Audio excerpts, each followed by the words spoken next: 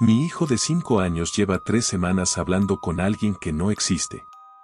Lo sé porque le pregunté quién era. Y me dijo un nombre. El nombre de un niño que murió en esta casa hace 12 años. Antes de que nosotros llegáramos. Antes de que mi hijo naciera. Un nombre que yo nunca le dije. Un nombre que no está en ningún lugar donde él pudiera haberlo encontrado. Y sin embargo lo sabe. Lo dice con la naturalidad de quien habla de su mejor amigo. Me llamo Carmen Vidal. Tengo 33 años. Soy maestra de primaria, lo que significa que conozco a los niños, que entiendo su psicología, que sé perfectamente distinguir entre un amigo imaginario normal y algo que no lo es. Lo que está pasando con mi hijo Mateo no es normal. Y lo que descubrí sobre esta casa esta semana es peor que cualquier cosa que hubiera podido imaginar. Todo empezó hace 3 semanas un martes por la tarde.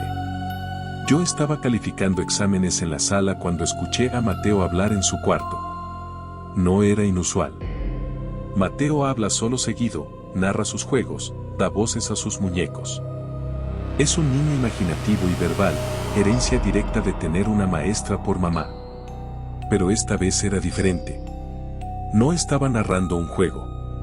Estaba teniendo una conversación. Pausa. Respuesta. Pausa. Respuesta. El ritmo natural de 2 personas hablando. Abrí la puerta de su cuarto. Mateo estaba sentado en el suelo con sus carritos, mirando hacia el rincón izquierdo del cuarto junto a la ventana. El rincón estaba vacío. ¿Con quién hablas, mi amor? Con Tomás, dijo, sin apartar los ojos del rincón. ¿Quién es Tomás? Mi amigo. Vive aquí. Los amigos imaginarios son completamente normales en niños de 5 años. Lo sé porque soy maestra. Lo sé porque leí todos los libros cuando Mateo era bebé. No le di mayor importancia. Le di importancia una semana después cuando Mateo me dijo, mientras cenábamos. Mamá, Tomás dice que su mamá llora mucho. ¿Ah, sí? ¿Y dónde está la mamá de Tomás? Lejos, dijo Mateo. Dice que ya no puede verla. Eso me pareció una proyección. Los niños construyen sus amigos imaginarios con los miedos que tienen. Mateo en ese momento estaba procesando que su papá y yo nos habíamos separado. Era lógico que su amigo imaginario tuviera una mamá que lloraba y a quien no podía ver. Me lo dije. Me lo creí. Por 2 semanas más. La tercera semana, un domingo por la mañana, Mateo bajó a desayunar con una expresión que no le había visto antes. Seria. Concentrada. La expresión de alguien que tiene algo importante que decir y está eligiendo las palabras. Se sentó frente a su plato de cereal y me miró. Mamá, Tomás quiere que sepa su apellido. ¿Por qué? Para que lo busques. Dice que si lo buscas vas a entender. Se me erizó algo en la nuca que no supe nombrar en ese momento. ¿Cuál es su apellido? Ríos, dijo Mateo. Tomás Ríos. Y tenía 6 años. Tenía. Tiempo pasado. Un niño de 5 años no usa el tiempo pasado para hablar de su amigo imaginario presente. Esperé a que Mateo terminara su cereal y se fuera a jugar. Abrí mi laptop. Busqué, Tomás Ríos, niño, fallecido y el nombre de nuestra colonia. El tercer resultado era una nota de un periódico local de hace 12 años. El titular decía, trágico accidente, niño de 6 años fallece en su domicilio. La nota era corta. Decía que Tomás Ríos, 6 años, había fallecido en su domicilio en la colonia después de caer por las escaleras mientras sus padres dormían. El accidente había ocurrido alrededor de las 3 de la mañana. Los padres lo encontraron al pie de las escaleras en la madrugada. La dirección del domicilio era la nuestra. Nuestra casa. Tomás Ríos había muerto al pie de nuestras escaleras hace 12 años. Y llevaba 3 semanas hablando con mi hijo. Esa tarde llamé a la agencia inmobiliaria que nos rentó la casa. Le pregunté a la agente, una mujer llamada Sofía, si estaba obligada a informarme sobre muertes ocurridas en la propiedad antes de rentármela. Hubo un silencio muy corto al otro lado de la línea. ¿Por qué lo pregunta, señora Vidal? Porque encontré una nota de periódico sobre un niño que murió en esta casa. Otro silencio. Señora Vidal, legalmente estamos obligados a informar sobre muertes en la propiedad solo en ciertos casos específicos y bajo ciertas condiciones que en este caso particular. ¿Cuántos inquilinos ha tenido esta casa desde ese accidente? Interrumpí. Pausa larga. 4 familias, dijo finalmente. ¿Cuánto tiempo duró cada una? Señora Vidal, no creo que. ¿Cuánto tiempo? Silencio. La primera familia duró 7 meses. La segunda 4. La tercera llegó a 1 año. La cuarta, 3 semanas. ¿Por qué se fueron? Razones personales en todos los casos. Sofía. ¿Por qué se fueron? La agente exhaló.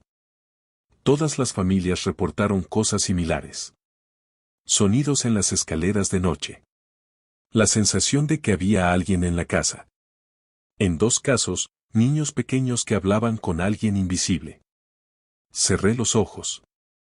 ¿Y me rentaron la casa de todas formas? Señora Vidal, no hay evidencia de que. Colgué. Me quedé sentada en la cocina escuchando a Mateo jugar arriba. Escuchando el sonido de sus pasos en el cuarto. Y luego, debajo de sus pasos, algo más. Pasos más pequeños. Más ligeros. En el pasillo fuera de su cuarto. Pasos que se detuvieron exactamente en la parte alta de las escaleras. Esa noche no dormí. Puse una silla en el pasillo frente a la puerta del cuarto de Mateo y me senté ahí con una taza de café y mi teléfono y la aplicación de linterna activada. A las 2:30 de la mañana escuché a Mateo moverse en su cuarto. No el movimiento de alguien que se da vuelta dormido. El movimiento de alguien que se levanta.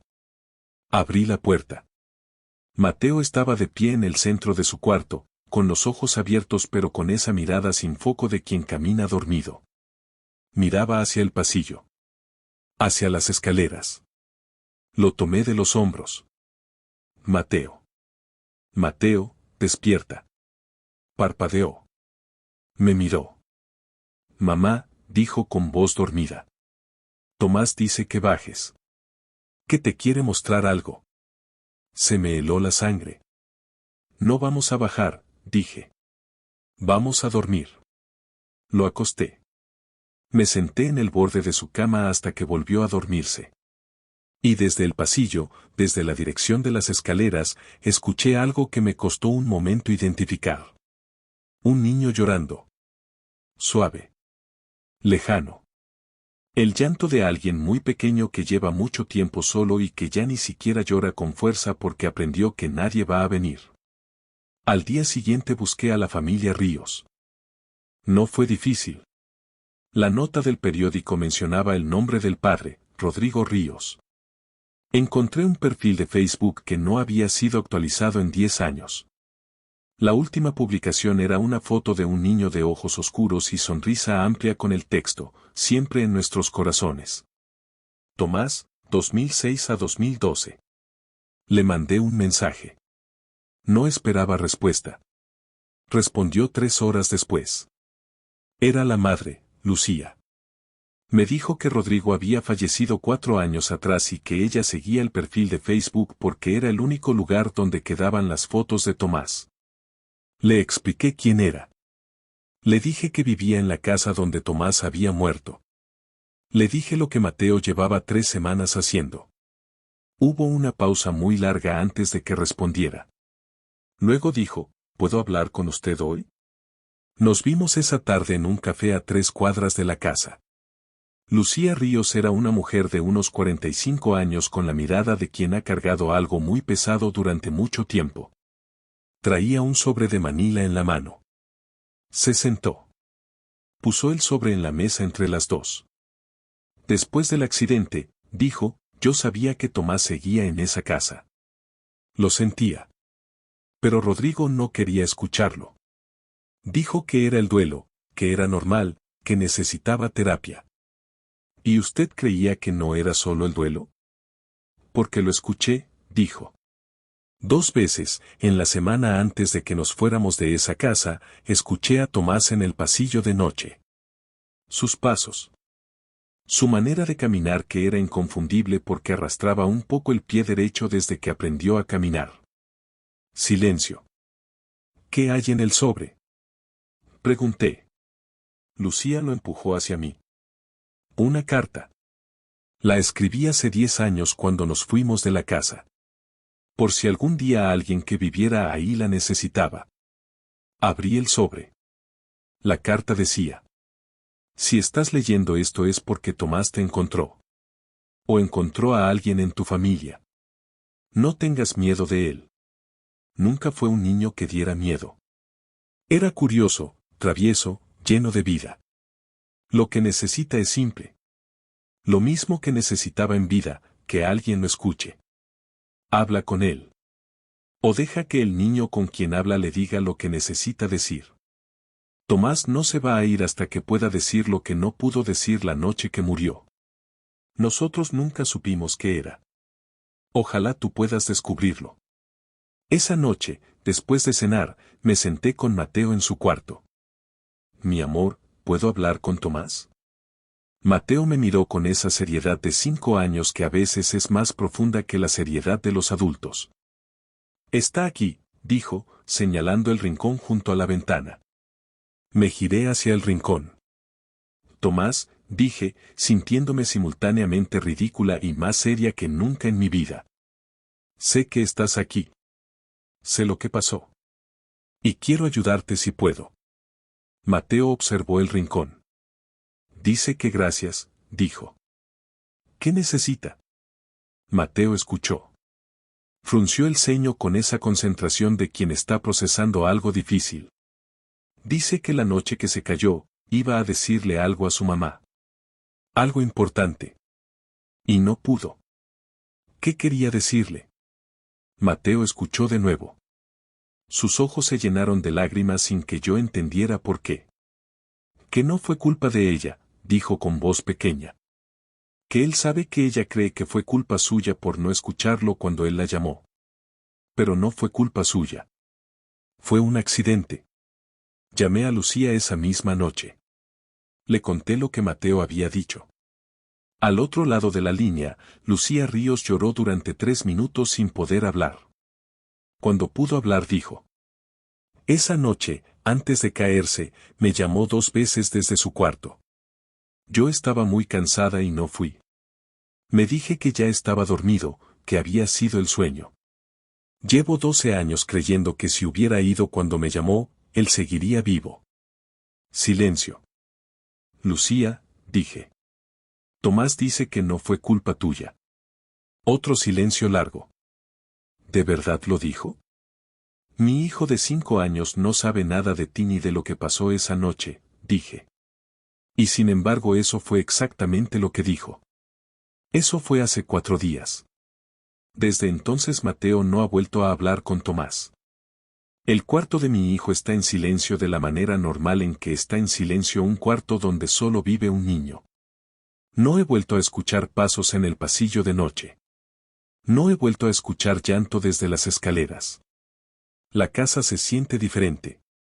Más liviana. Como cuando abres las ventanas después de una semana de lluvia y el aire nuevo entra y desplaza todo lo que se había estancado. Lucía Ríos me mandó un mensaje el día siguiente. Decía, dormí toda la noche por primera vez en 12 años. Gracias. No le respondí de inmediato porque no supe qué decir. Finalmente le escribí, no me des las gracias a mí. Dáselas a Mateo. Él fue quien lo escuchó. Sigo viviendo en esta casa. No porque no tenga miedo, sino porque creo que a veces los lugares que parecen más oscuros son simplemente lugares donde alguien está esperando que alguien más llegue y preste atención. Que escuche. Que diga las palabras que no se pudieron decir.